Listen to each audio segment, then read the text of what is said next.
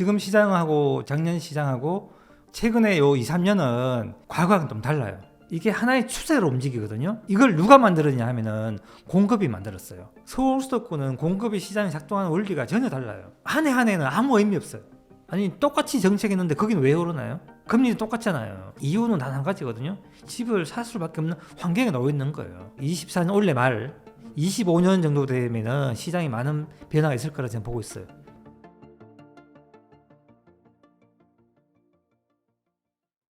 안녕하십니까. 저는 부동산 투자 인사이트 저자 김준영입니다. 저를 모르신 분들도 계실 텐데 제가 부동산 처음 시작한 게 1999년이거든요. 미분양을 이렇게 사서 그게 입주 때 너무 많이 오르는 거예요. 그게 어떻게 이렇게 올랐지 이렇게 생각해서 그때부터 공부하게 됐는 게 지금까지 오게 됐습니다. 그래서 한 25년 됐죠. 저는 IMF도 끝자락에 겪었고요. 2008년 금융위기 겪었고 지금의 상황도 이제 현장에서 다 겪은 사람이기 때문에 좀 더 뭐 현실감 있게 말씀드렸다 이렇게 생각합니다. 네. 지금 작년 우리 4, 4분기 이후에 전체적인 시장이 약간 주춤한 건 사실이고요. 이게 이제 어떻게 해서 그렇게 됐냐 원인은 여러 가지가 있겠지만은 제가 분석하는 건 좀 다르게 분석하거든요. 근데 시장이 이제 계속 이렇게 상승을 이어가거나 하락 이어가려면은 어떤 조건이 필요한데 그 조건이 지금 상승을 이어갈 수 없는 조건이에요. 그래서 하락이 왔는 거거든요. 그래서 보통 이제 우리가 정책이나 정부의 어떤 어떤 규제 정책이나 아니면 어떤 이제 활성화 정책이 나오면은 그 정책들은 일시적인 효과는 있어요. 근데 연속성을 가질 수는 없습니다. 그 연속성을 가지려면은 반드시 누가 해야 되냐, 어떤 게 해야 되냐면 공급이 해야 되거든요. 공급이 그 연속성이 있는데 그 공급이 지금 하지 않고 그 앞에는 금리가 했고요. 그 다음에는 정부가 했어요.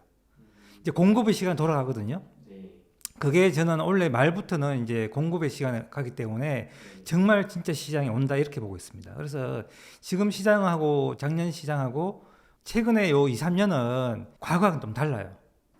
예, 좀 다른 시장이라고 보시면 되고 이제 정상 시장으로 돌아온 그 과정이다 이렇게 보시면 될 것 같아요. 이 금리라는 것 자체가 우리가 이제 원래 시장에서 우리가 어떤 주택 가격을 평가할 때 주식처럼 똑같아요. 주식이 우리가 주가를 평가할 때 그 기업이 이익을 많이 내는 기업이 주가가 높잖아요. 올라가잖아요. 똑같이 우리 주택 시장에서는 그게 월세거든요. 월세가 수익이잖아요. 그 주택의 수익이거든요. 그 수익이 올라가면 매가가 올라가는 그게 정석이에요. 근데 지금 우리 주택 시장은 월세 대신 전세가 돼 있잖아요. 전세가 올라가면 수익이 올라가는 거 똑같은 구조거든요. 근데 그게 월세로 이제 설명하게 되면은 금리가 올라가면서 금리에 의해서 수익률이 나빠졌잖아요. 그 수익률 맞추기 위해서 매가가 떨어진 거죠. 원래는 월세가 떨어져야지 되는데 월세는 금방 안 떨어져요. 공급이 들어가지 떨어지지 않거든요. 그래서 매가가 떨어지면서 수익률 맞춘 거고요. 그래서 그 과정이 지났고 그 과정에서 정부의 정책으로 해서 부양책을 해서 수요를 촉진시켜서 우리가 매가를 약간 올라갔죠. 근데 그 과정을 지나가고 있는 과정이죠. 근데 이제 이거는 표면적으로 보이는 거고 실제는 우리가 뭘 봐야 되냐면은 지역마다 다 공급을 보셔야 돼요. 공급 상황이 지금 어떻게 흘러갔는가. 그게 더 중요합니다. 지역마다 다 틀려요. 제가 보는 관점은 서울 수도권은 거의 이제 그 끝물에 와 있는 것고요. 지방은 다시 시작하는 단계에 와 있습니다. 전혀 달라요. 이 공급이 지금 시장에 어떤 작용을 하는가가 되게 중요한데 지방하고 우리 서울 수도권 전혀 다른 시장인데 그 원리를 아시면 좀 이해하기 편할 거예요. 우리 지난 정부에서 계속 공급 부족 이야기 많았잖아요. 근데 이제 우리가 서울 수도권 2,500만이 이제 거주하는 지역이잖아요. 엄청난 큰 도시잖아요. 여기에 공급을 우리가 부족하게 만드는 시간하고요. 과공급이 되는 시간이 굉장히 길어요. 예를 들어 이렇게 설명해 드릴게요. 어떤 큰 호수가 있잖아요. 큰 호수 물이 차 있죠. 물이 차면 그 위에서 이제 우리가 물을 이용해서 이제 낚시도 하고 수영도 하고 우리가 이제 배도 띄우고 이렇게 하잖아요. 근데 물이 줄면은 큰 호수가 잘 안 보이죠. 천천히 내려가면 우리가 부족함을 못 느껴요. 근데 그게 이제 어느 정도 바닷가에 가게 되면은 많은 사람들이 부족함을 느끼잖아요. 서울 수도권 똑같아요. 공급 처음에는 부족한지 못 느껴요. 그러다 바닷가에 내려가게 되면은 그때부터 느끼잖아요. 그때부터 물을 막 붓잖아요. 아무리 부어도 어떻게 합니까? 공급이 부족하다 느끼는 거예요. 그래서 우리가 상승이 시작한 다음에 공급이 계속 가거든요. 그렇게도 계속해서 공급이 부족하다 느끼는 거예요. 그게 우리가 언제부터냐면 2013년도부터 공급이 부족하다 느낀 거예요. 그때부터 상승한 거예요. 그 전에는 뭐냐면은 물을 채워 나가는 시기였어요. 언제부터냐? 2007년, 8년, 요 9년부터 시작해서 2014년까지는 공급 그 물을 채워 나간 시기였고요. 2014년부터는 사람들이 부족한 걸 느끼기 시작한 거죠. 그때부터 우리가 집을 사기 시작한 거예요. 그게 지금 계속 갔다가 2017년 정점으로 해서 물이 많이 차고 있어요. 물이 이제 거의 같은 수준의 이제 호수에 거의 다 차가고 있는데 그 사이에 금리라는 변수가 들어온 거죠. 그러면서 잠시 하락하고요. 근데 공급은 계속 되고 있잖아요. 계속 채워나가고 있는 그 과정을 지나고 있는데 지금 그 과정이 많이 채워져 있다. 그 과정이 다 채워져 있는 과정이 있다. 저는 그렇게 판단하고 있는 거예요. 그걸 뭐로 볼 수 있냐면은 이 전세 가율을 볼 수 있어요. 이 그래프가 뭐냐면은 이 이제 간단한 그래프인데 이걸 이제 해석하는 게 되게 중요하거든요. 이 화면에서 이게 붉게 보이는 게 전세 상승률이고요.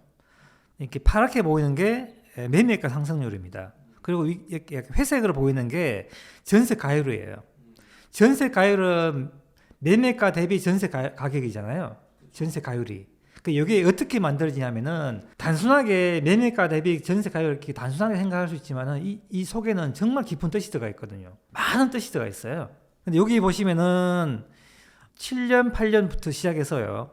지나면서 하락기가 딱 시작되면서 매매가 상승률이 떨어지고 전세가 상승을 올라가면서 전세 가율이 올라가기 시작합니다. 올라가고요. 이게 이제 그러면 계속 붙겠죠. 이 붙는 과정에서 뭐가 생기냐면은 수익률이 올라가잖아요. 이 갭이 붙으니까 수익률이 올라갑니다. 예, 수익률이 올라가는 구조죠. 그 전세가 상승률 올라간다는 수익률이 올라가는 그 한계가 있고요. 또 한 게 뭐냐면은 전세가가 올라간다는 그 이유는 실거주에 의해서 올라간다는 의미도 되거든요. 그래서 이 두 가지가 같이 만들어지고 있는 거예요. 그 2013년 돼 가지고는 어떻게 바뀌냐면은 이게 시장이 거꾸로 바뀝니다. 매매가 상승 2017년 돼가 바뀌는데요. 매매가 상승률 더 높고 전세 상승률 낮아져요. 그때부터는 반대로 됩니다. 전세 가율이 떨어지기 시작해요. 2016년, 17년 고점을 해서 이렇게 쭉 떨어져요. 그러면 어떤 현상이냐면은 전세 가율을 계속 벌이기 때문에 수요가 계속 빠져나가게 돼 있어요. 그 하나의 수요가 빠집니다. 투자 수요가 빠지게 돼 있어요. 점점. 그래서 우리가 이제 이 전세 가율 고점 찍고 떨어지기 시작하게 되면은 시장의 안정은 점점 낮아지게 되어 있습니다. 이게 하나의 추세로 움직이거든요. 이걸 누가 만들었냐 하면은 공급이 만들었어요. 누적된 공급이 어느 정도 시장에 들어가게 되면은 더 이상 전세 가격이 매매가를 뛰어넘지 못하면서 전세 가격이 벌어지기 시작합니다. 그렇게 되면은 시장 하반부에 들어선 거예요. 그래서 이게 어느 정도 끝이 나가는 시점이 되게 되면은 전세가가 많이 벌어집니다. 많이 벌어지면서 투자 수요는 완전히 빠지고요. 실수요자만 남게 됩니다. 그 실수요자조차도 이제 더 이상 집을 사지 않게 되면 시장이 끝나게 돼요. 그게 과거에 2007년, 8년, 9년 사이에 왔고요. 이게 2024년, 25년, 26년 사이에 저는 온다고 보고 있는 겁니다. 그래서 이게 지금 저는 상상기 후반에 와 있다. 근데 이게 이제 후반에 가고 있는데 그 사이에 우리 금리에 의해서 시장이 조금 바뀌었거든요. 미리 하락이 왔죠. 하락이 왔는데 이제 정부에서 작년에 정책적으로 우리가 이제 보금자리 특례로 해서 우리가 좀 올렸거든요. 그거 끝나니까 다시 원래 시장은 돌아간 거죠. 원래 시장 돌아간 거라 보고 있는 거예요. 하반기에 어떤 상승의 하반기로 돌아갔다. 저는 그렇게 판단하고 있는 겁니다. 원래 하락이 와야 되는데 미리 온 거지만은 하락이 더 된다고 보고 있는 겁니다. 예. 근데 우리가 상승을 시키려면은 지금 전세 가율이 과거에 최저점이 38.7이었거든요. 73%까지인가요? 올랐어요. 지금 50%까지 떨어졌어요. 근데 이게 지금 과거보다는 더 떨어지긴 힘든데 이게 왜 그러냐면은 이 전세 가율은 또 다른 의미가 있어요. 시장의 성장률이 둔화되면 이 전세 가율은 높게 나옵니다. 이게 이제 지방하고 수도권은 다른 이유, 가장 큰 이유가 뭐냐면 전세가 다른 이유가 지방에는 성장률이 낮거든요. 그래서 전세가 딱 붙어요. 그런 지역은 매가 성장이 안 되기 때문에 전세가 붙는 거기 때문에 이거는 도시가 우리가 성숙해지고 우리 경제가 성숙화되게 되면 전세가 붙게 돼 있어요. 과거보다는 안 떨어질 겁니다. 그 저는 50%가 거의 마지막이라 보고 있는데 지금 50%에서 지금 살짝 반등하고 있는데요. 근데 이게 반등이 더 나와야지 저는 상승한다 보기 때문에 이거 올리는 시간이 꽤 걸릴 거라 저는 보고 있습니다. 이 올리는 시간까지 저는 하락이라고 보고 있어요. 저는 최소한 2년 정도는 더 하락한다 보고 있고요. 올해는 무조건 저는 안 좋다 보고 있고 문제는 뭐냐면은 전세가 상승률이거든요.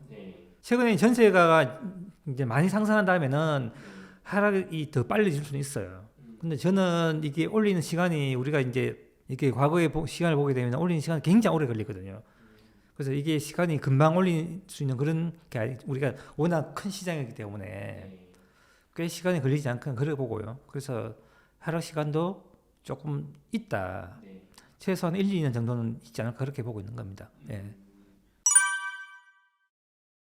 전세가는 공급이 없기 때문에 올라갈 가능성이 굉장히 큰데요. 문제는 뭐냐면은 최근에 이제 떨어질 때나 올라갈 때나 우리가 2016년 이후에는 전세가 매매가를 뛰어넘는 전세가가 나오지 않고 있어요. 단 한 번도요. 2016년부터 16, 17, 18, 19, 20, 21, 22, 23까지 떨어질 때 전세가 더 많이 떨어졌습니다. 그러니까 전세 가율을 올릴 수 있는 그런 구조가 지금까지 한 번도 안 나왔어요. 2016년 이후에. 그래서 원래 만약에 전세가가 매매가를 뛰어넘는 상승률이 나온다면은 좋은 환경으로 가는 건 맞아요. 맞는데 그게 뭐 지금 제가 볼 때는 전세가 상승한다고 저는 보고 있지만은 전세 가율을 많이 올릴 수 있는 그런 환경은 아니라고 저는 보고 있습니다. 예. 보는 시각에 따라 좀 다른데요. 부동산에는 두 가지 큰 환경이 있어요. 그 하나는 금융 환경이고요. 또 하나는 어떤 공간 시장에서 일어나는 그 수급 환경이거든요. 이 두 개가 연결되어 있는데 우리 금융 쪽에서 보는 PF 시장은 굉장히 이제 안 좋은 쪽으로 봐요. 왜냐하면 은행하고 연결돼 있고 은행의 어떤 부실 문제 그리고 이제 그 자금 경색, 신용 경색 이런 거 있잖아요. 그러게 되면 이제 시장 금리가 올라간다든지 아니면 거기에 또 미리 분양받은 분들이 그 사업장의 어떤 위기라든지 이런 것 때문에 전체적으로 나쁘게 보는 경향이 있어요. 근데 이제 이 수급의 논리에서 그 PF 시장을 보게 되면은 위기에 빠지면 공급 못 하니까 2, 3년 뒤에 기회가 온다 이렇게 생각을 하거든요. 그러면 다르게 본다고 시장을요. 근데 제가 본 앞에도 제가 말씀드렸다시피 이 시장은 길게 보면은 늘 공급이 시장의 주체가 되게 움직였거든요. 공급이 시장의 수익률도 만들고 주구도 해결하고 그때 주택시장 본질은 주구와 수익률이거든요. 이 두 개를 동시에 해결할 수 있는 것은 공급밖에 없다고요. 그 금리나 우리가 어떤 다른 금융에서 할 수 있는 것은 수익률을 좌우할 수 있죠. 그렇지만 공급을 해결할 수 없거든요. 그래서 그런 문제에서 보면은 오히려 기회가 될 수 있다 이렇게 보는 시각이고요. 저는 기회 쪽을 좀 보는 편이고 그리고 이 문제 자체를 해결할 수 있나 없냐를 보게 되면은 정부에서 지금 PF 대출을 적극적으로 이걸 해결하려고 하잖아요. 근데 이제 어제도 우리가 1월 10일도 공급 대책이 나왔지만은 정부의 시각도 지금 공급이 부족하다고 시각을 하고 있거든, 인식을 하고 있거든요. 근데 정부에서 공급을 하라고 한다고 공급할 수 있는 거 아니거든요. 공급은 누군가 사줘야 하거든요. 사준다는 건 누군가 수익이 나야 된다는 의미는 똑같아요. 예, 수익이 나지 않는 물건은 안 사주거든요. 그래서 시장의 어떤 흐름이 상승 분위기가 되었을 때 그때 시장에서 공급을 할 수 있고요. 그 물건 사줄 수 있거든요. 근데 정부에서 공급해라 이렇게 한다고 되는 게 아니기 때문에 공급은 시장에서 해결해야 되지 정부가 해결해야 되지 않기 때문에 문제의 해결을 보게 되면은 공급 해결을 못 한다고 돼 있어요. 그럼 우리가 어떤 거에 우리가 배팅을 하시겠어요? 정부가 해결할 수 있는 문제에 배팅할 건지 해결할 수 없는 문제에 해결할 건지를 보면은 저는 후자에다가 배팅하는 거죠. PF 문제를 단기에는 위기를 보고요. 장기로는 기회를 보는 거예요. 네, 그렇게 보고 있습니다. 제가 옛날에 우리 이제 그 대구 시장을 봤잖아요. 대구 시장에가 2008년도에 건설사의 무덤이라 했어요. 여기 들어오면은 다 망한다. 실제로 몇 군데는 부도가 났는 경우가 있었어요. 그 사업장이 이제 안 돼가지고 다른 건설사 인수해서 다시 짓고 이랬거든요. 결국은 다 해결되고 그게 지금 다 올랐다고요. 시간이 지나서. 물론 그 과정은 힘들었죠. 그리고 거기 분양받은 분들 되게 이제 많은 고통도 있었고 그런 이제 과정이 있었지만은 결국은 시간이 지나 보니까 결국은 공급이 줄고 그게 다 해결됐다. 그래서 좀 단기적으로 보지 마시고 좀 장기로 보게 되면은 아마 그 큰 문제가 없지 않을까 저는 그렇게 보고 있습니다. 과거의 사례를 봐도. 네. 이 공급 부족에 느끼는 우리가 그 어떤 시차라든가요. 제가 앞에서 말씀드렸다시피 서울 수도권은 공급이 시장이 작동하는 원리가 전혀 달라요. 그래서 한 해 한 해는 아무 의미 없어요. 네. 원래 아마 공급이 입주 물량이 아마 서울이 역사적으로 가장 적은 해일 거예요. 한 해 한 해가 문제가 되지 않아요. 제가 앞에 말씀드렸잖아요. 호수에 물을 막 채워보면은 다 차가잖아요. 조금 부어도 많이 부어도 그냥 넘쳐요. 공급이 없을 때는 많이 부어도 부족하죠. 네, 그런 원리예요. 수도권은요. 지방은 달라요. 지방은 공간이 작기 때문에 조금만 많이 부어도 넘쳐요. 지방하고 시장하고 지방시장하고 서울시장은 공급이 시장에 미치는 그 시간의 차이에 의해서 전혀 다르게 해석이 됩니다. 그러니까 지금은 공급이 꽤 많이 돼 있고요. 서울시장은. 그래서 그 돼 있는 게 다시 공급 부족하려면은 조금 더 시간 걸려야 됩니다. 제가 볼 때는 그렇습니다. 그럼 과거에 우리가 공급 부족을 느낀 것도 제가 말씀드렸잖아요. 2008년부터 2013년까지 5년이 걸렸어요. 그 다음에 상승했다니까요. 지방은 3년만 하면 돼요. 네. 근데 서울은 더 길게 해야 됩니다. 지방은 저는 더 좀 좋게 보기 때문에 올 하반기부터 아마 좀 긍정적인 변화가 있을 거라고 보고 있고요. 사실은 지금도 작은 도시들은 상승을 하고 있어요. 왜냐하면은 작은 도시들은 지금 금리 이런 거 영향을 안 받습니다. 정책적인 어떤 특례 보금자리가 취소가 되고 지금 줄었지만은 그게 영향 안 받고 지금 공급이 있기 때문에 집을 매수하게 되면 가격이 올라요. 아니 똑같이 정책했는데 거기는 왜 오르나요? 그죠? 금리도 똑같잖아요. 대출금리도 똑같아요. 그분들이야 뭐 대출금리 싸게 받는 거 아니잖아요. 이유는 단 한 가지거든요. 집을 살 수밖에 없는 환경에 놓여 있는 거예요. 그래서 우리가 공급 부족하고 그 공급을 통해서 우리가 어떤 조건을 만들어 갑니다. 하나하나 조건들이 보세요. 공급이 적게 되게 되면 전세 가격을 올리잖아요. 그 전세 가격이 전세 가율을 올려요. 그럼 수익률을 좋게 하죠. 그리고 시장 매물을 줄여요. 그 매물이 줄어서 어떤 특정 단지에 들어가게 되면은 매물이 하나도 없는 단지도 있어요. 그럼 어떻게 합니까? 내가 거기 들어가고 싶으면은 매물을 선택할 수밖에 없죠. 전세가 없으면은. 그렇게 되거든요. 그게 지금 지방에는 벌써 나오고 있습니다. 작은 단지에서, 작은 도시에서는.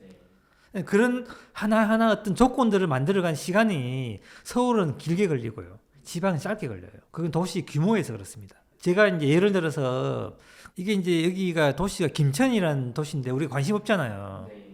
여기가 인구가 13만인가 밖에 안 돼요. 근데 여기 상승하고 있어요. 계속요. 지금도 상승하고 있습니다. 그 왜 올라요? 여기 인구도 줄어요. 그죠, 뭐 좋은 조건이 없어 보이는데. 네, 전부 좋은 적 없잖아요. 인구 줄고 혁신도시 하면 들어간 데 있습니다. 그거 말고는 지금까지 김천이라는 도시가 뭔가 없어요. 근데 여기 왜 오를까요? 이유는 한 개입니다. 공급이 없어서 그래요. 공급이 누적돼서 없으니까 도저히 견딜 수가 없는 거예요. 시장에서. 그래서 사는 거예요. 그래서 제가 보는 조건은 첫 번째가 뭐냐면은 지방 같은 경우는 3년 누적 공급량이에요.